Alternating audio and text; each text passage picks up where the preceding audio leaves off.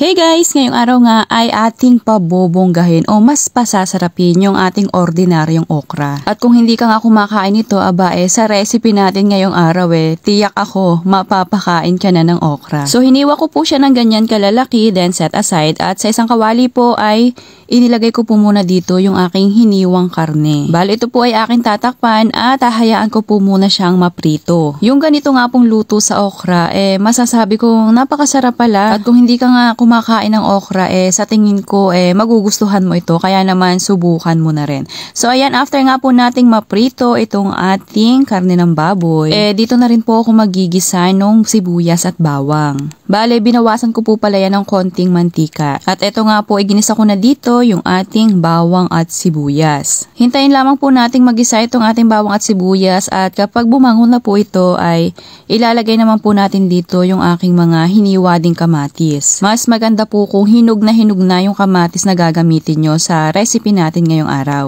para mas lalong maging malasa ito nga pong ating recipe sa okra. Mas maganda kung lulutuin nyo pong mabuti itong kamatis para naman lumabas na yung pinakang katas niya. So ayan, hinayaan ko nga muna magisa itong ating kamatis, at noong bahagya ng dudurog itong ating kamatis ay ihahalo ko na dito yung ating hiniwa kaninang mga okra. Guys, yung ganitong recipe sa okra, nako, panalong panalo at talaga namang napakamalasa niya. At sa ganitong recipe nga nabawasan yung lagkit niya. So ayan, hinaluhalo ko at hinayaan ko muna yan bahagyang magisa. At dito na rin po ako maglalagay ng mga pampalasa. So naglagay po ako dito ng paminta tsaka itong oyster sauce. Bali nasa 1.5 tablespoon po yan. Naglagay na rin po ako ng seasoning granules. Depende na po sa inyo kung maglalagay po kayo niyan or asin na lang. Pero yung tatlong pampalasa po yan ay sapat na sa akin, dahil yun naman pong karne na pinrito ko kanina, nilagyan ko na po yun ng konting asin, kaya naman po may lasa na rin yun. So ayan, naglagay po ako ng konting tubig para naman po bahagyang lumambot itong ating okra. Then sandaling luto na lamang po yan. So hahayaan ko na lamang po yan ng mga ilang minuto. At ready to serve na po itong ating napakasarap na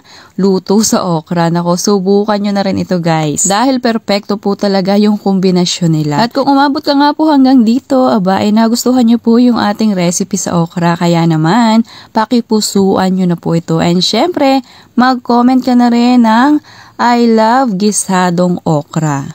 At kung hindi pa rin nga po kayo naka-follow dito sa aking page, ay paki-like or follow nyo naman po itong ating page para naman po palagi kayong updated kapag meron tayong mga ganitong simpleng recipe. So ayan na, sana nagustuhan nyo po yung ating recipe ngayong araw sa okra. Thank you for watching. Serve and enjoy!